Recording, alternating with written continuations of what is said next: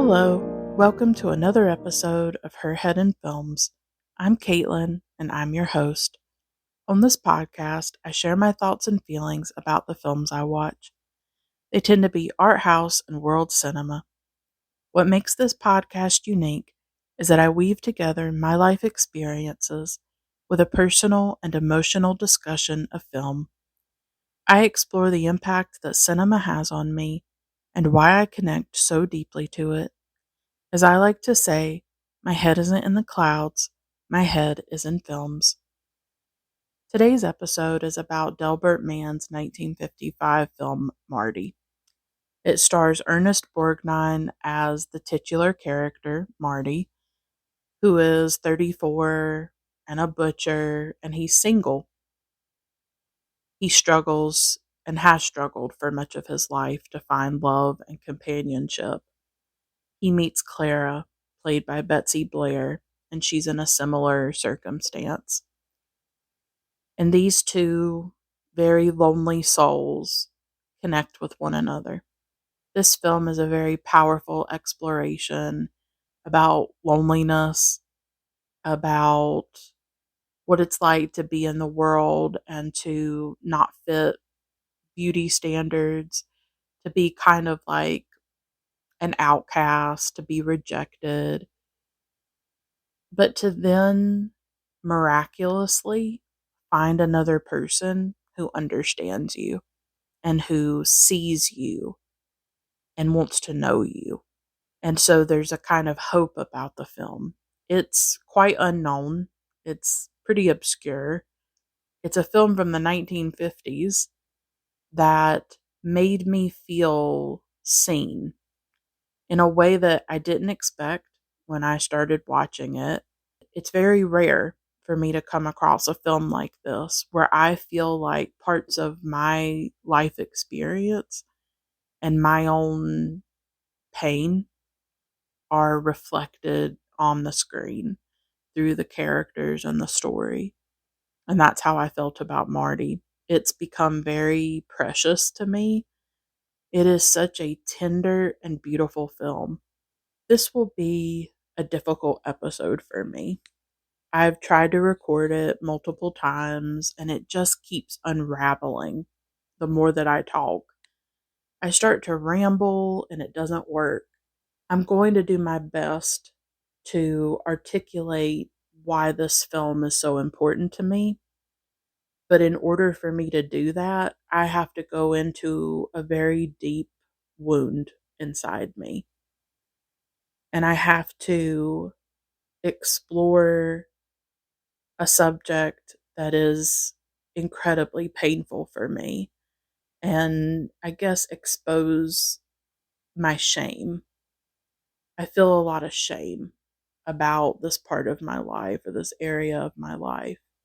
But I'm doing this episode and I'm going to be talking about some of these very painful things because I hope that in me sharing my story and me sharing my struggles, that somebody else who's listening, particularly women who might be out there listening to this, I hope that my voice reaches somebody who needs to hear this episode. And I hope that they feel seen the way that Marty made me feel seen. And I hope that this episode can be a way to shatter that shame that I feel and to connect with other people who might understand this experience and understand what I'm talking about. This is one of the deepest wounds of my life. It's a wound that I feel like I cannot heal. And maybe one step to healing it is to expose it to the light. I think light can kind of be like an antiseptic, particularly when it comes to shame. That the more you hide it, the more it's in the dark, I think the more powerful it grows. I'm haunted by this sense that I am unlovable. That's the wound, is that I don't feel lovable. and I felt it since I was a little girl. I'm 35 years old as I record this episode. When I watched Marty, I was his age. I was 34. That's also why I feel so seen by the film. I'm 35 years old and I have never been in a romantic relationship. I have never known romantic love. I've never had a man show interest in me. I've never dated. I've never had a man find me attractive or want to be with me. I've never had my feelings for a man reciprocated. I have just never known mutual attraction. I've never had a man find me attractive or compliment me or want to be with me. I've never known what it's like to have my feelings returned or be in a mutual romantic relationship with a man. And that's what I'm ashamed of. I'm ashamed of it because we live in a world where that's what women are defined by. We live in a patriarchal society that tells women that they are defined by, first of all, their looks, their attractiveness, their desirability. I don't have any of that. And secondly, we're defined by attracting men, having a man, being in a romantic relationship. And also, it's part of the human experience. It's part of the human condition to fall in love, to know romantic love and sexuality. I haven't necessarily chosen this. It just didn't happen. Nobody ever showed interest in me or wanted to be with me. When I was a little girl and I was about 5 or 6, I started to gain weight. And I have struggled with my weight for my entire life.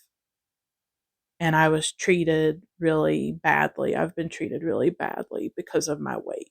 I've never fit beauty standards. And what my weight did is that it made me feel like I was never enough, that I was never good enough. I certainly wasn't thin enough. I wasn't pretty enough or attractive enough. And I could feel it in the way that I was treated by boys and later on men, by my family, by classmates, by people out in the world. I felt very dehumanized. And I had this seed of self hatred planted inside me and inside my soul. And it has grown and grown and grown. And it led to a lot of self destruction. And it is just, this is one of the deepest wounds of my life. And I don't know fully how to heal it. I'm trying. I'm trying to love myself. But in the back of my mind, there's all that history. There's everything from when I was a little girl and being invisible, either being totally invisible or being targeted with ridicule and cruelty, particularly by boys and later on by men. And so I'm trying to rip out, by the roots, that self hatred. I'm fighting every day to rip it out and to feel that I am lovable, but I'm haunted by the feeling that I am unlovable and that nobody will ever love me romantically. I feel this deep aching to be loved and to know love. And I don't know if I ever will. I don't know if I will find the love that I need or that I will be loved in the way that I deserve to be loved.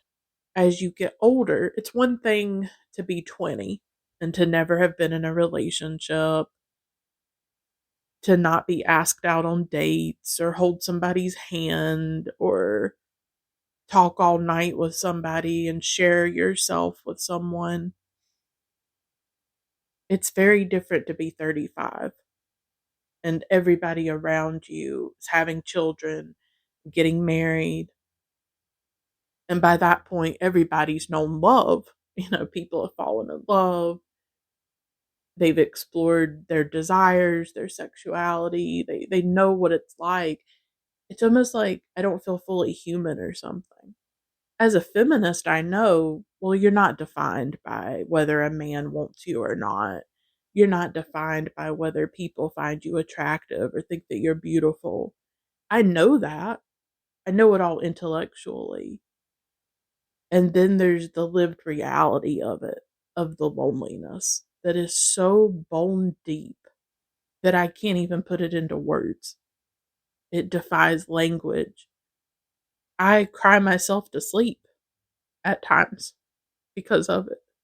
I have these almost panic attacks that I will die alone, that I will never be loved. And sometimes I just say to myself, why? Why doesn't anybody love me? Why don't they care about me? It's haunted me my entire life. That invisibility and that, like, I almost feel at times like I don't exist, that I am so worthless. That's the wound. I'm trying to heal it, and the shame of it is so profound. I feel like torn out of the human experience. Like I'm watching other people live, and I will never know what they know. It's like there's this wall between me and the world, and I peek over the wall and I see people in relationships. I see people being loved and cherished, and I'm just totally alone. And I don't understand why it's like this, why nobody ever loved me. I don't know. I've always just felt so separate. And it's not something you can force. It's not something that you have total control over. I can't make a man love me. I can't make a man return my feelings for him. I'll be honest with you. I pretty much cut off that part of myself for much of my life. I almost like suppressed it. Like I suppressed my desire for love. I told myself, "Oh, I'm not interested in romance. I'm fine, you know. I'll be a spinster. I'll be the cat lady." And I was at peace with that, like in my 20s.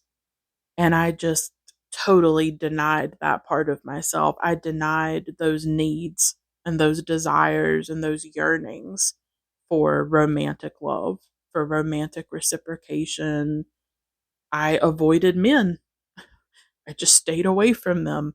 They were so painful for me. Like the torment of it and the pain to just be totally rejected and invisible and seen as worthless and treated as worthless, like I don't exist. And I still pretty much avoid them, if I'm being honest. Like I avoid them as much as possible. I have to. I have to protect myself. But then in my 30s, it started to really become agonizing and incredibly painful. And I had some experiences where I got really hurt and heartbroken.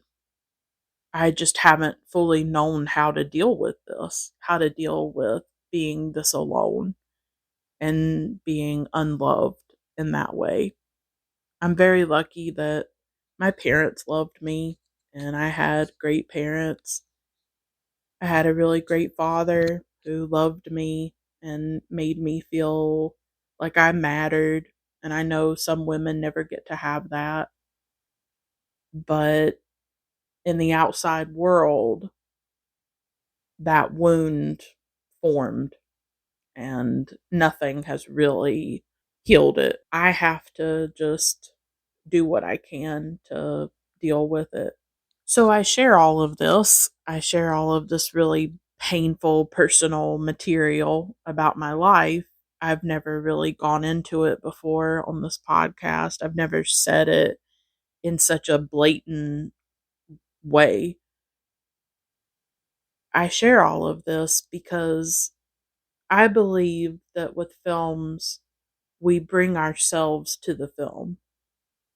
And so somebody could watch Marty, we'll say a straight man who's attractive and has had lots of relationships or girlfriends.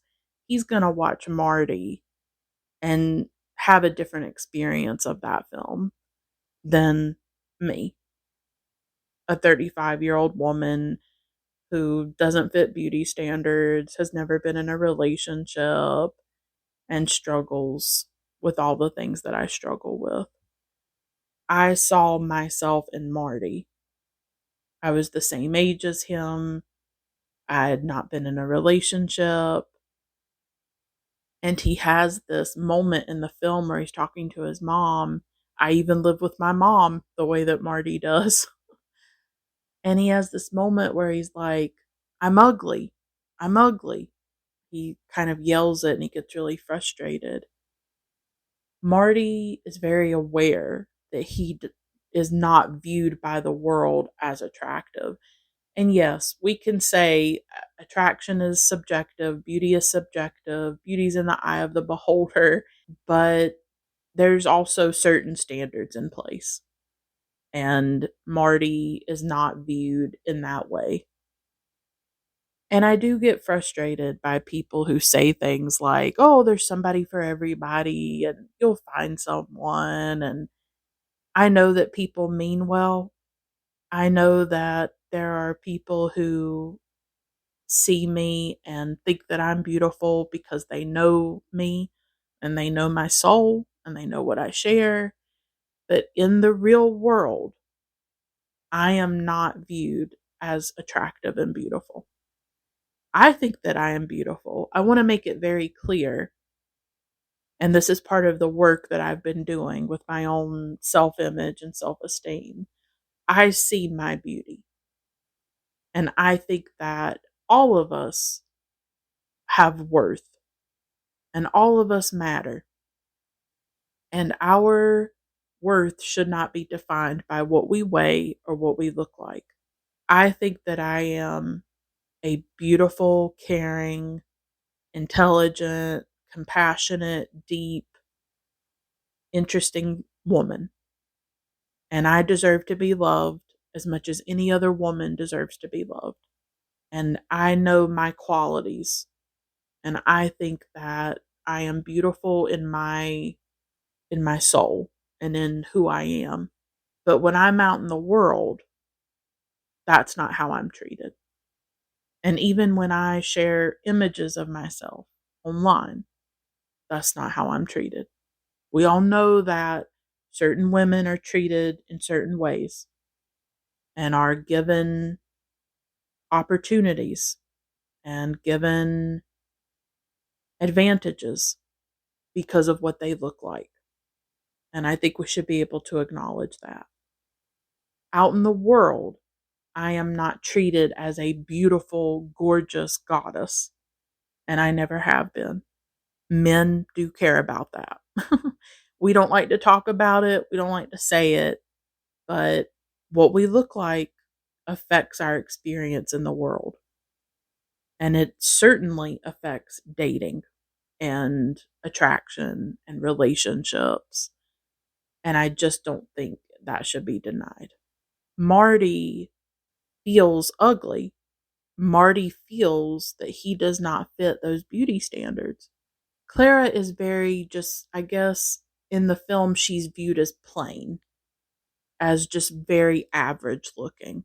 And even Marty's mother is critical of Clara. Clara is a very interesting character in the film because she gets criticized by people in Marty's own family, particularly his mother.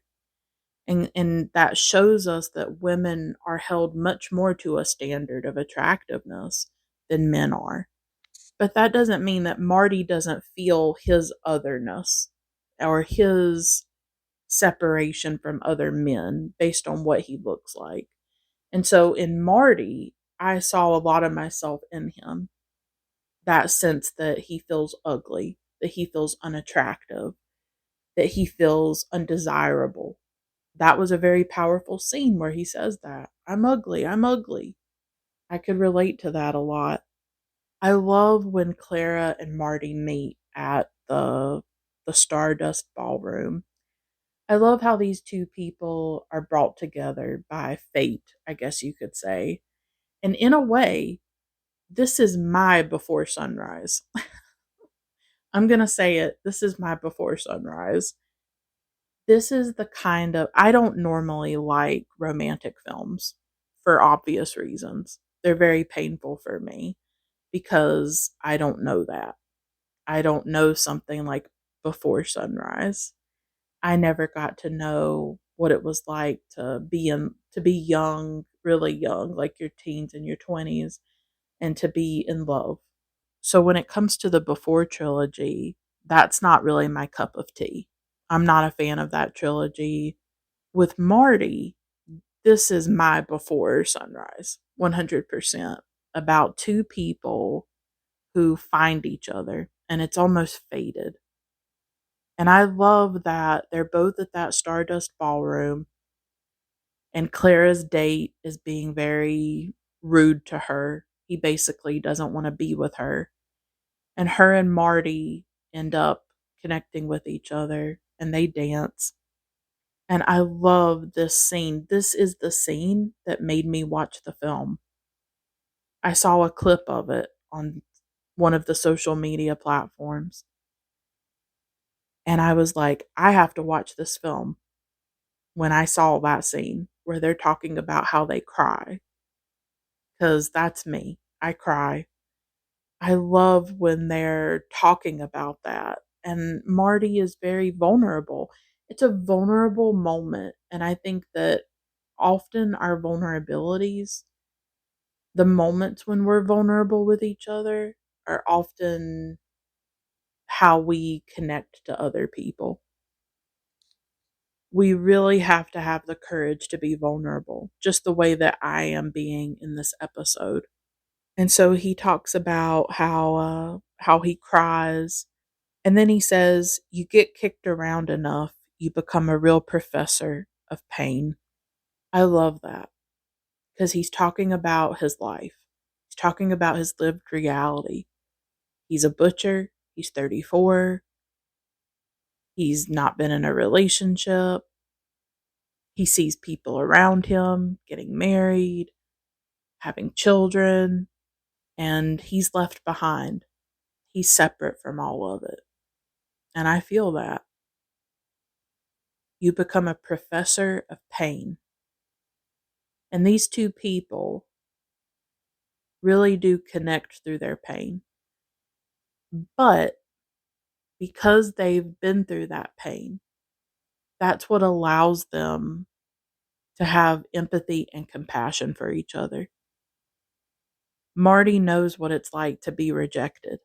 And so when he sees Clara being rejected and treated badly by her date, he wants to help her. At first, I don't think he's necessarily attracted to her or has any kind of romantic interest in her, but he sees somebody. He sees an outcast like himself.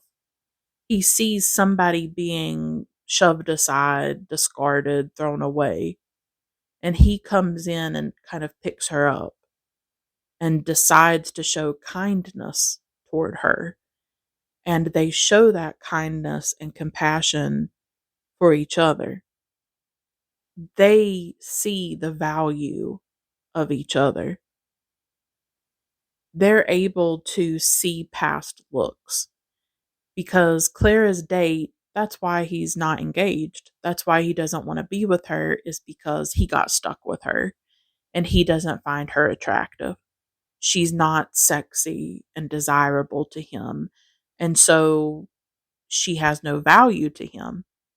He doesn't even try to talk to her or get to know her.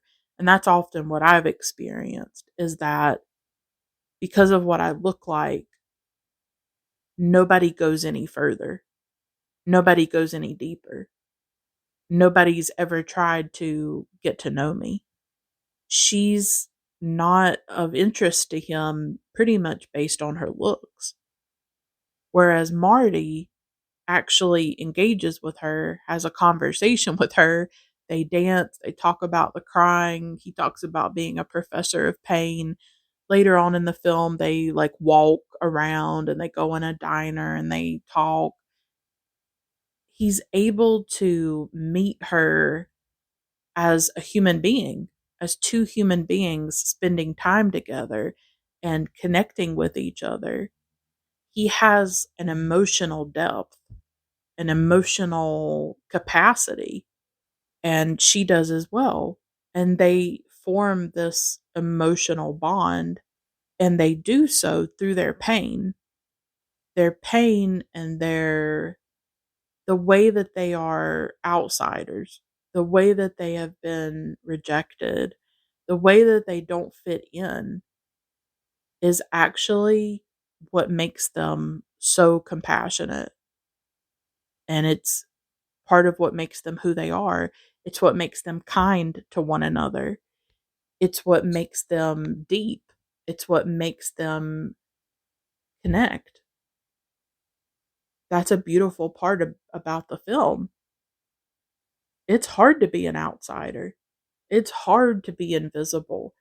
But when I look back on my life, as hard as it has been to not be seen, to not be loved, I also realize that I don't know who I would be right now if I'd had a bunch of guys interested in me.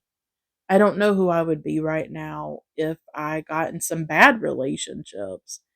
I know many women have horror stories about their romantic relationships with men. What if that had happened to me? I lost my dad when I was a teenager. What if I had met somebody after that? What if I had been vulnerable? And what if somebody had used me and hurt me? What if I had gotten in a bad marriage? There's all kinds of ways that my life could have unfolded because there's nothing more lonely than being in a relationship where you don't feel loved. Just because somebody is in a relationship doesn't mean that they are happy or that they are actually in a loving, healthy, positive relationship.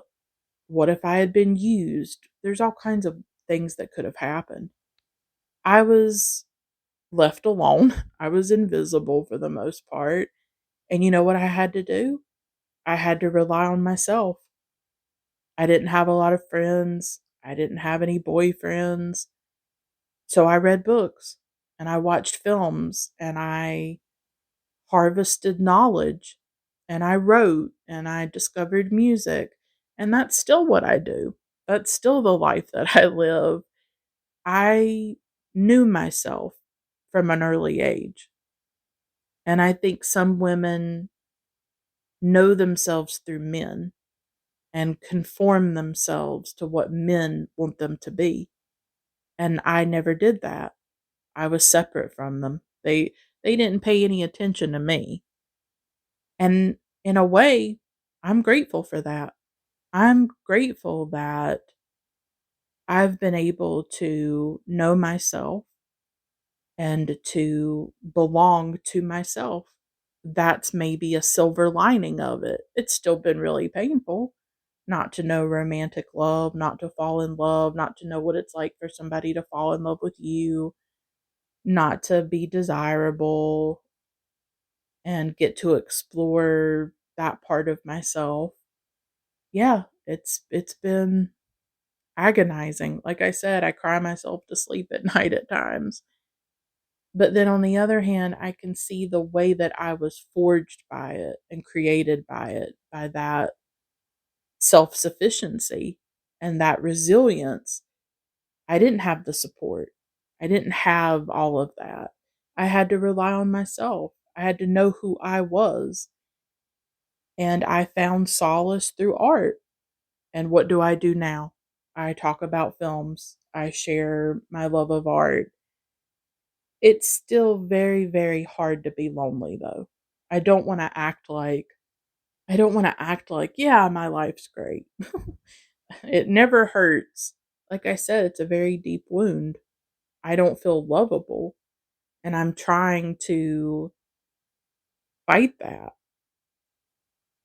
But I also see the way my life not being defined by men or wrapped up in men is a good thing. I can see that because I also see the damage that a lot of men do to women. And I have just avoided them and stayed away from them and been pretty free of them, I guess you could say.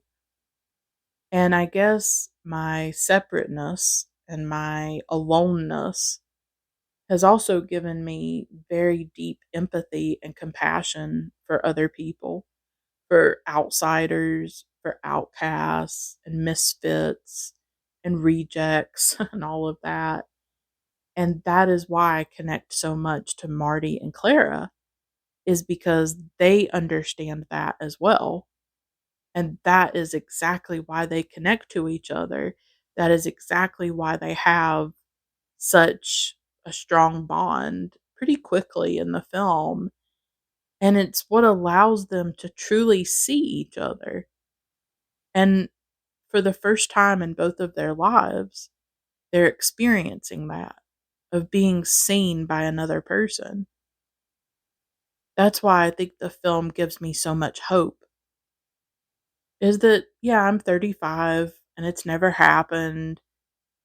And I'll be honest with you, I'm not like overly optimistic about it or anything, but I'm open to it. If I were to meet somebody and he was a great person and it was organic and it was genuine and it was mutual, I would not run away from it. I would be open to it. But it would have to be real. It would have to be mutual, and it would have to be the right person. It would have to be a very special and rare person. The chances of finding him are very, very slim. And I will say this, I'm at the best place with it than I have been in years. I have really started to accept the situation and accept that I can love myself and I can have a life even if it doesn't happen, even if I don't meet that person, and even if I don't get to know romantic love in that way. It doesn't mean that there's not still that aching inside me.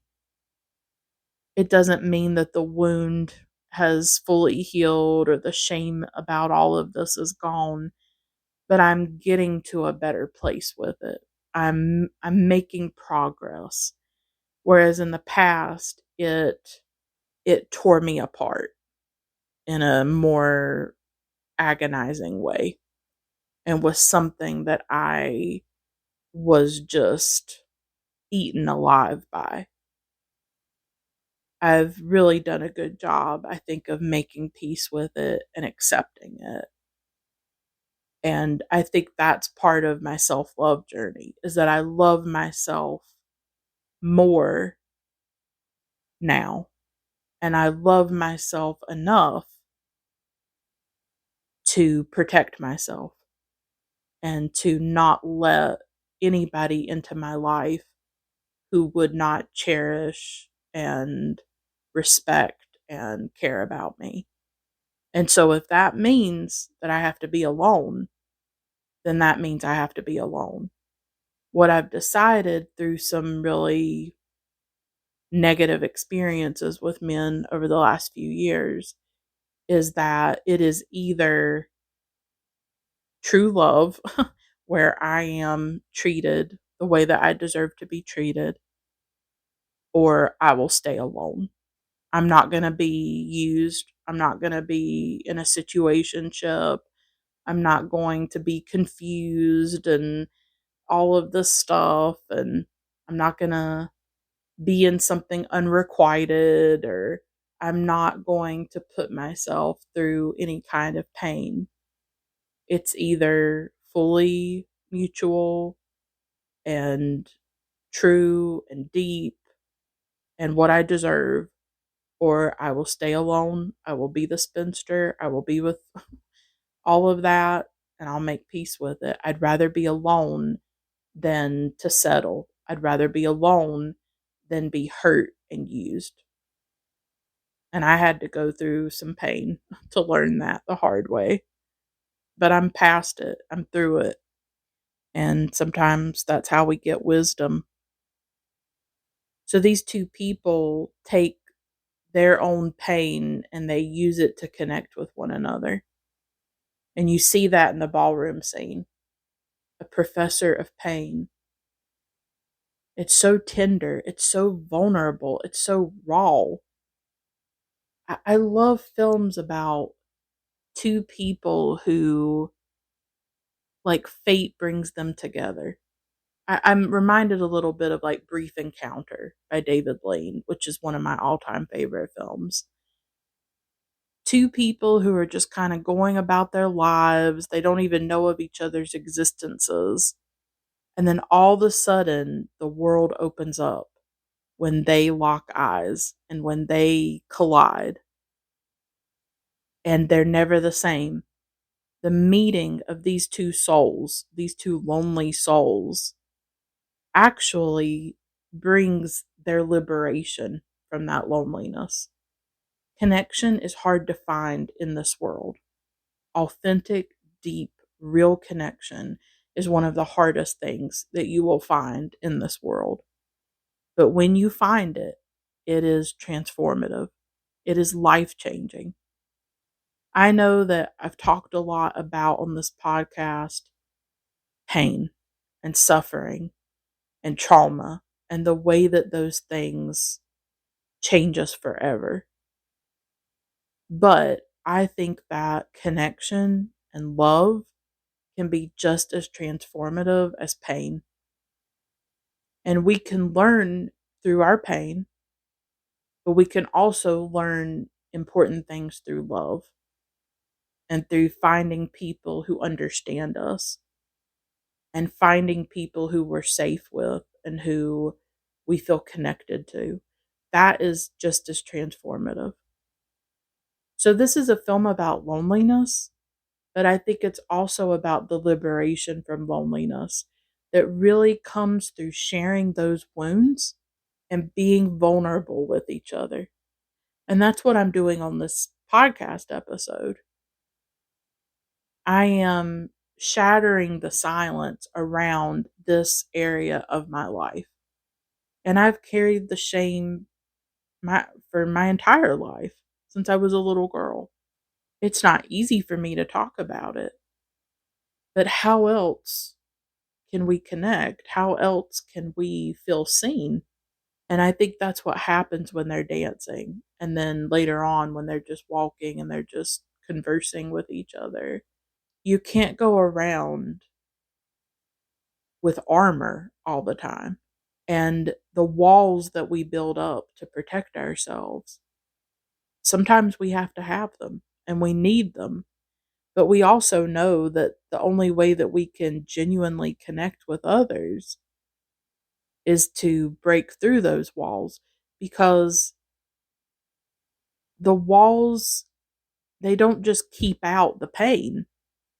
They keep out the joy, the love, the possibilities. And I love how these two people come together and they're lonely, and all of a sudden these possibilities open up through each other. Because I do think that love is a transformative experience. I may not have known it romantically, but I know what it's like to connect with somebody else and how powerful that is. I think with Marty and Clara, there's the possibility of love. It's a relationship that's starting to form in the film. It's gradual and it comes through these conversations and sharing themselves with each other. and having the courage to be vulnerable. When they meet each other, it's like all these possibilities open up. And when they meet each other, there's hope. There's hope. I feel like that's what true love should really be about, is like hope. Hope for your life, for a future. Why are we here other than to love and be loved? That's just the truth. And that love can come from so many different sources, can't it? Because even though I've never had a romantic relationship and I've never been loved by a man, I was loved by my father. I'm loved by my mother. I have friends who love me. I'm pouring love into myself. It's not that there's an absence of love in my life. I want to make that clear. But deep down, this still haunts me. And I can't deny that. I wish that I could tell you, oh, it doesn't bother me. That's not truthful. That's not me being true to my lived experience. Deep down, there's still something there that I don't feel lovable. But I tell myself, even if I never have a partner, I never have a relationship, even if I continue to be alone, my life still has value. No matter what I look like, my life has value. Whether I'm seen as beautiful or not, my life has value as a woman. We can't necessarily change the world around us, but we can try to live authentically, and we can try to be true to ourselves and give love and compassion to ourselves. No, I don't fit beauty standards. No, I'm not thin. No, I'm not seen as a gorgeous, attractive woman out in the world, but I still have value no matter what I look like. No matter if men think that I'm attractive or think that I have value, I have value because I'm here, because I'm a human being, because I have a soul, because I have things to offer and to contribute.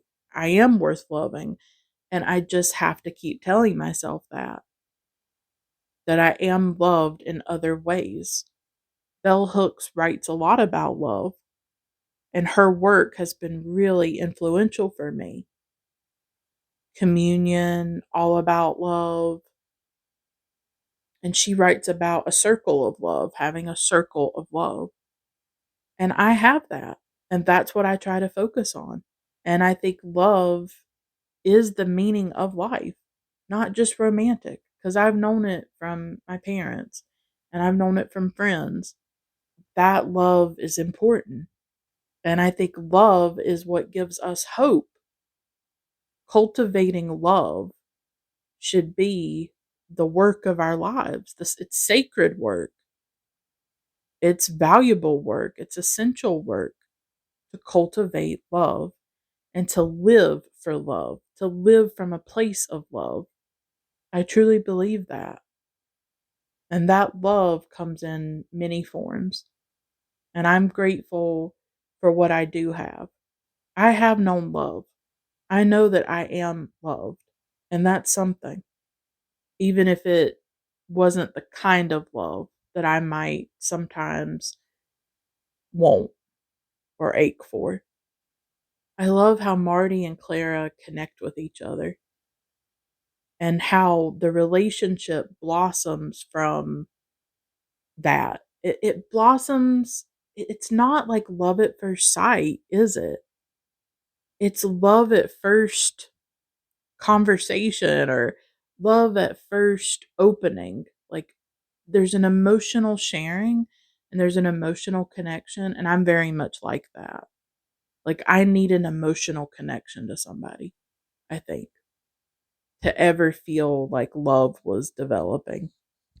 I like that it's not love at first sight. And something I really like about the film is that they chose Betsy Blair.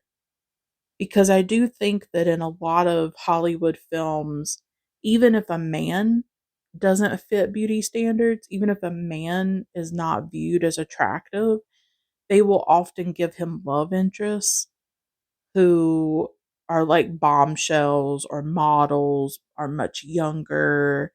In the film, Betsy Blair is supposed to be like 29 and Marty's 34. I was so glad that they didn't give Marty a love interest who was 20 or 21 and who looked like a model.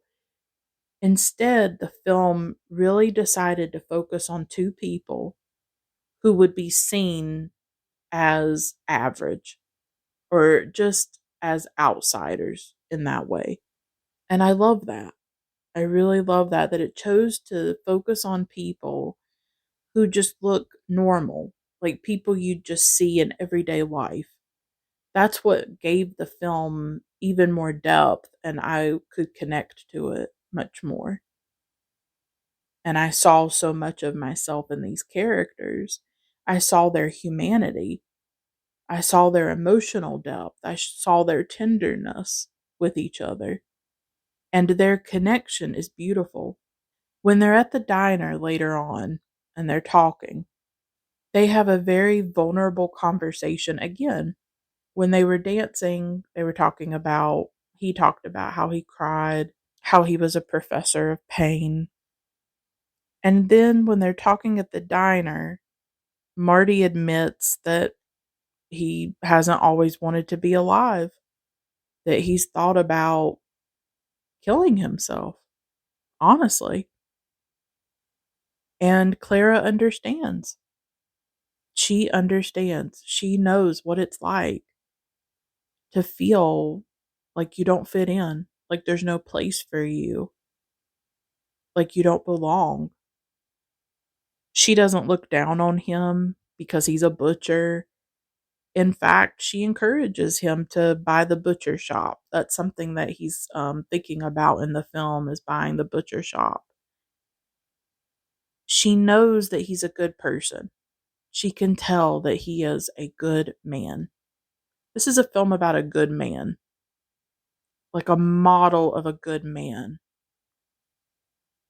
Usually, I don't connect to male characters in films. It's quite rare for me.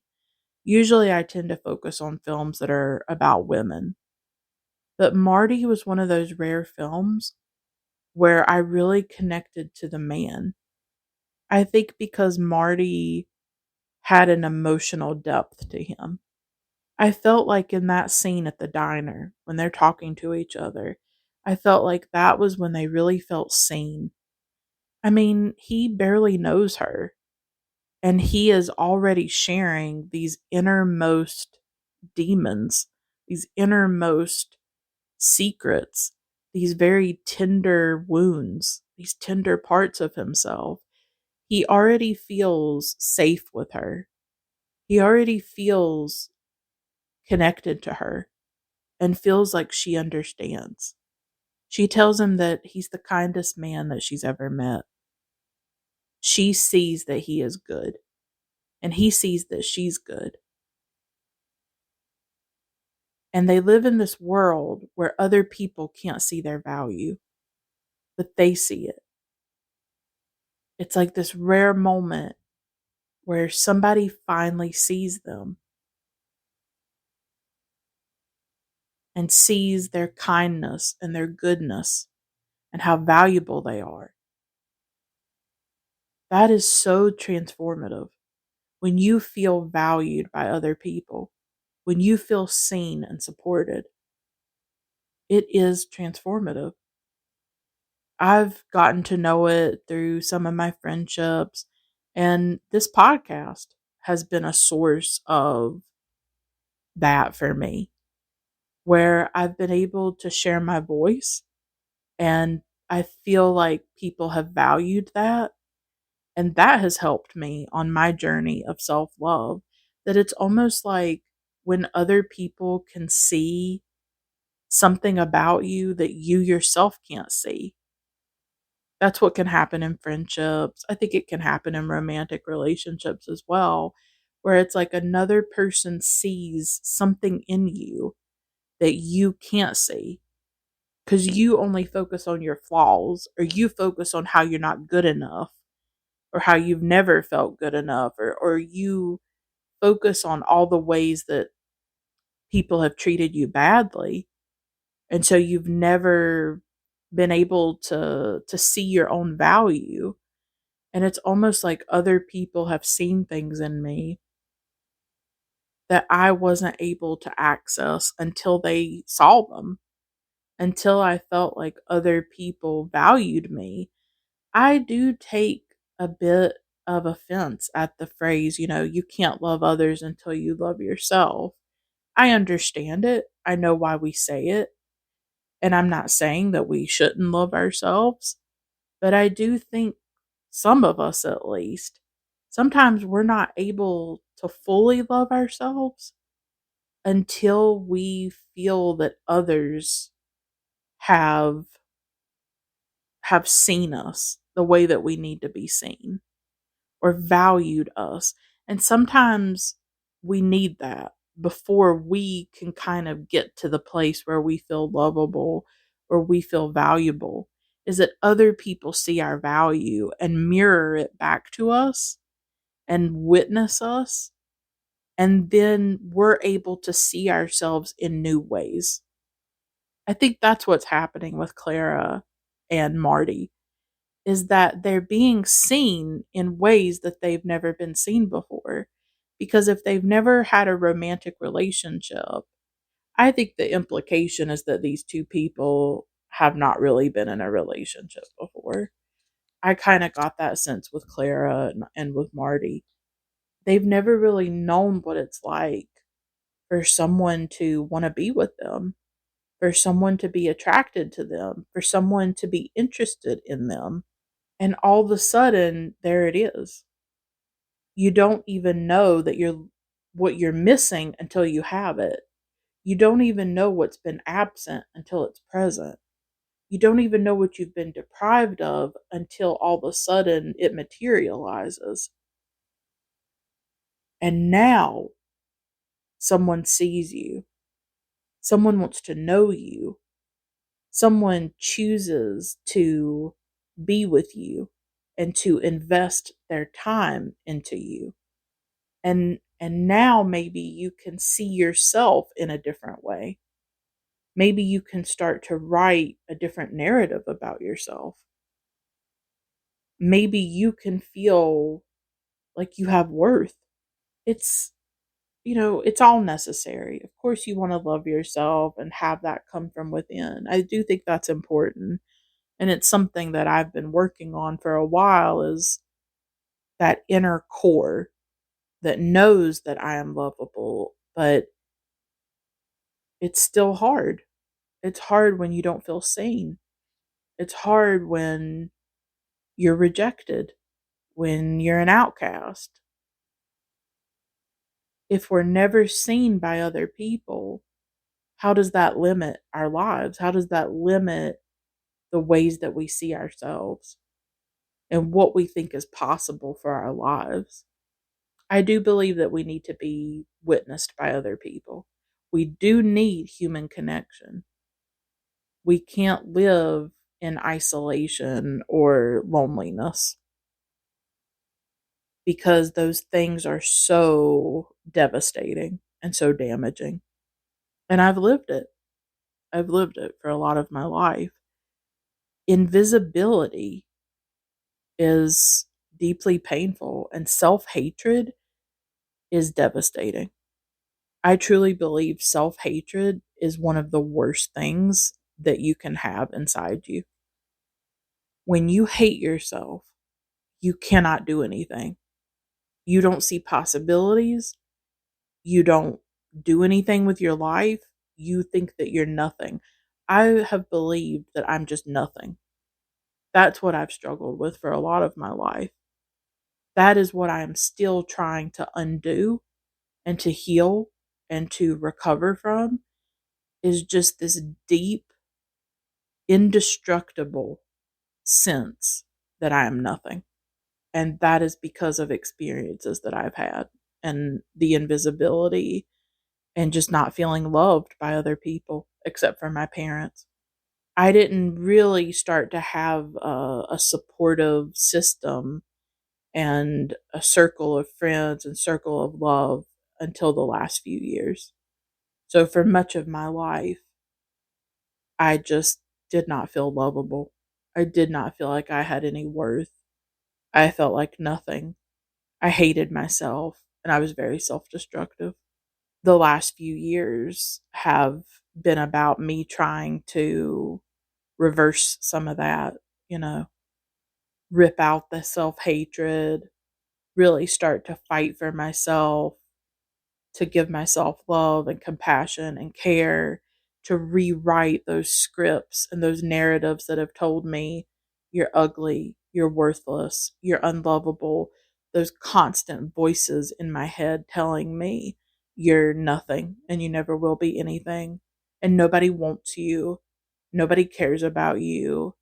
It's so devastating to think those things about yourself for decades. But I'm trying to undo it. And so Marty and Clara are able to witness each other and see each other. And they have these profound moments where they have conversations, where they open up, where they're vulnerable. And that forges something very deep between the two of them. I believe that love takes not only vulnerability, but it takes courage. It truly takes courage. And Marty, I think, learns that in this film. As the film goes on, his mother is very critical of Clara, and he starts to kind of believe some of that at first. And he sort of has these doubts about the relationship or about the connection. He's kind of letting society get into his head and letting his mom's opinions of Clara get into his head. But by the end of the film, he realizes if I don't hold on to this person, I'm going to be missing out on somebody special. He's able to block all of that out and to pursue a relationship with Clara. And he knows that he has stumbled upon something very special and miraculous. He's gone all these years and struggled to find anybody. And then he meets her and he wants to hold on to her and he wants to be with her. And he's able to block out those criticisms and all that societal stuff about what she looks like and all kinds of crap, and to open himself up to the possibility of love and a relationship. Because it is scary. It could go bad. There could be heartbreak. There's a lot of ways that it could go. When you open your heart to somebody, it is risky. It takes risk. It's it takes courage and it takes bravery to love in this world. I truly believe that. And not everybody's up to the task of it, but I think that Marty is. And he goes for it. And he decides to block all that other stuff out. I think Marty's mother is an interesting character. I think in some ways she's scared to lose him. The film does a very good job of showing what it's like to be an aging woman, an aging widow. Marty's mother is a widow and she's by herself except for living with Marty. And so on the one hand, I think obviously she's a mother who wants the best for her son, but she's also scared of being alone.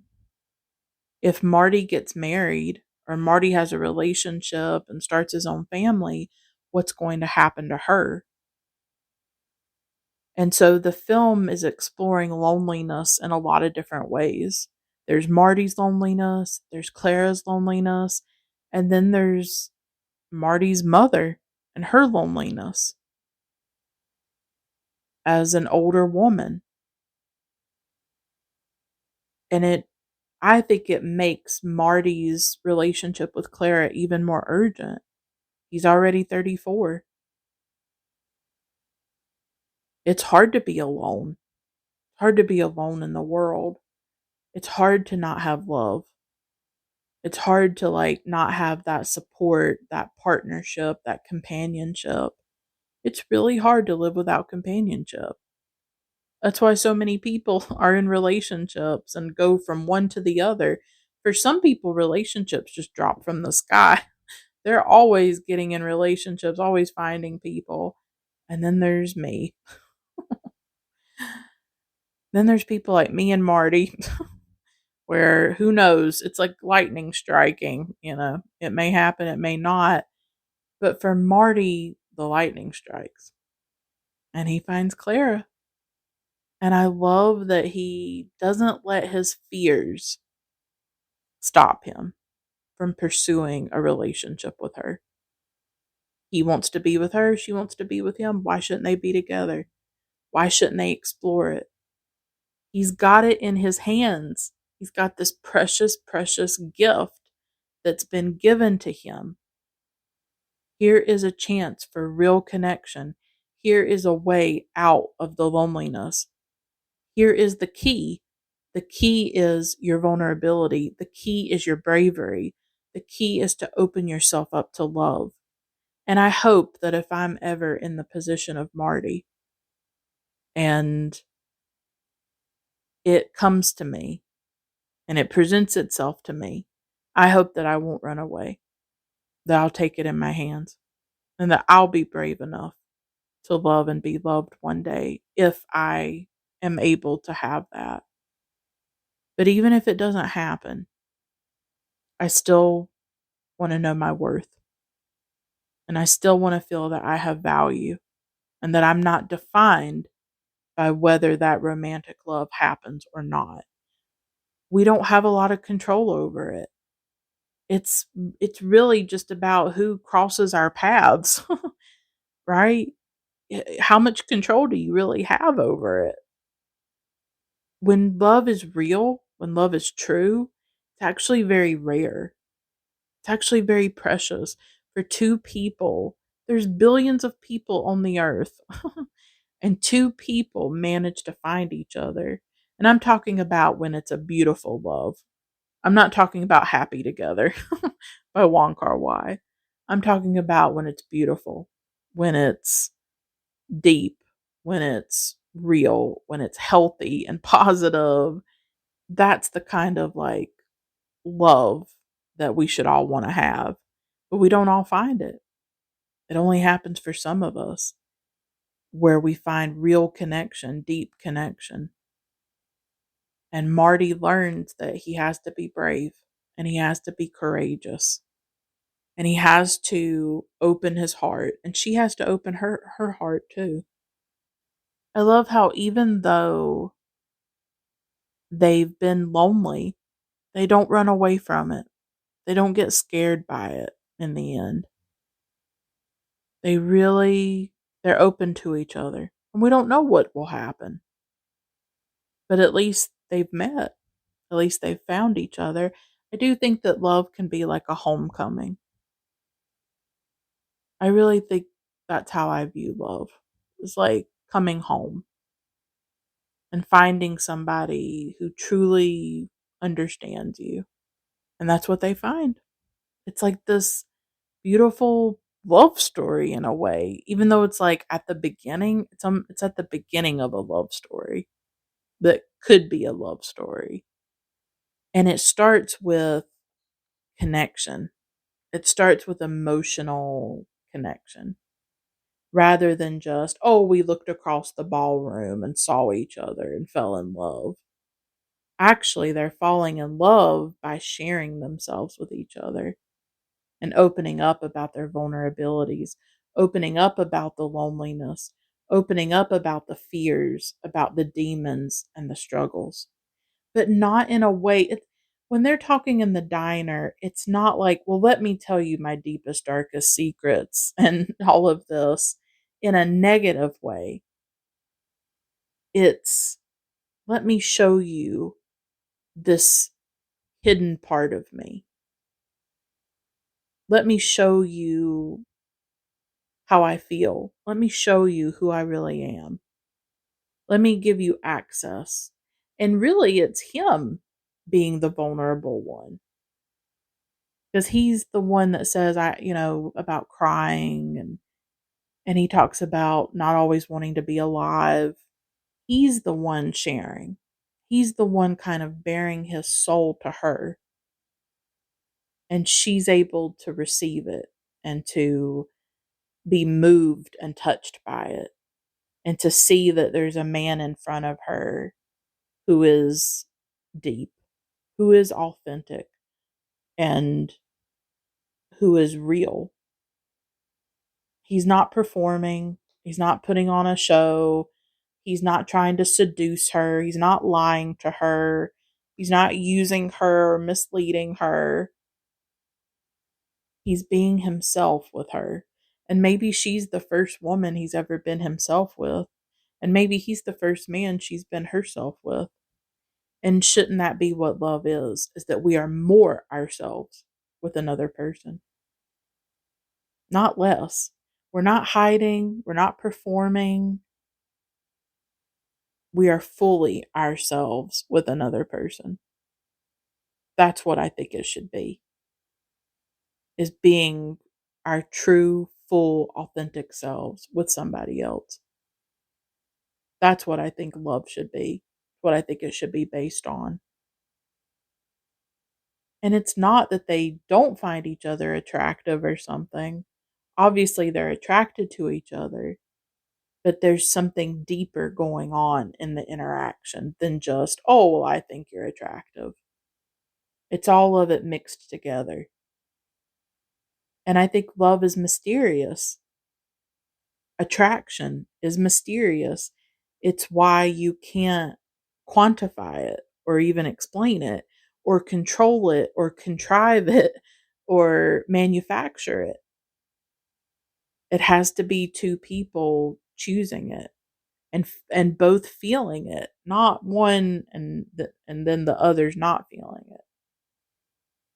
It's these two people who have to come together, and it's mysterious. And it's a mystery that I haven't really known. It's like this part of the human experience that eludes me, and there's nothing I can do about it but accept it, make peace with it. It hasn't happened yet for me. I don't know what will happen. I don't know if I'll meet a Marty. I don't know if I'll meet somebody like that, where I feel that really deep, mysterious, maybe transcendent connection, and have it be mutual and reciprocated. But I wanted to talk about it. I wanted to talk about this film. I'm not trying to make myself into a victim or woe is me or anything like that. I just wanted to be truthful about my life and about my experiences. And it is a very deep wound, but I'm glad that I talked about it. I do think that in sharing it, maybe I lessened some of the shame about it. It's just one facet of me. It's just one part of my life. I think I went through a period where it became all of me, where I didn't know how to get past the pain of it and the rejection and just feeling so unlovable. But I think I've made some strides toward finding more peace and acceptance with it. And yeah, and I think this film maybe was part of it. I just love seeing them connect with each other. And it just shows you that it's never too late. And you never know when love could find you. You never know when it could happen. I would never close myself off to it. I don't think we should. I don't think we should close ourselves off to love.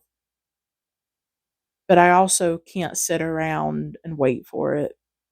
And I can't fall apart over it. And I can't be desperate for it.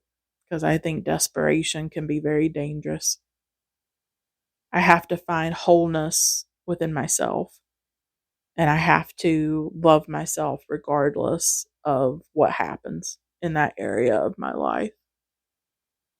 But this was a beautiful film. It made me feel seen, made me feel less alone. And that's what I tried to do with this episode. I hope that somebody comes across it when they need to find it, and maybe they'll feel less alone in the process of listening to it. I love this film, and I'm glad that I was able to talk about it and share everything that I felt. Thank you for listening. Until next time, keep watching great films.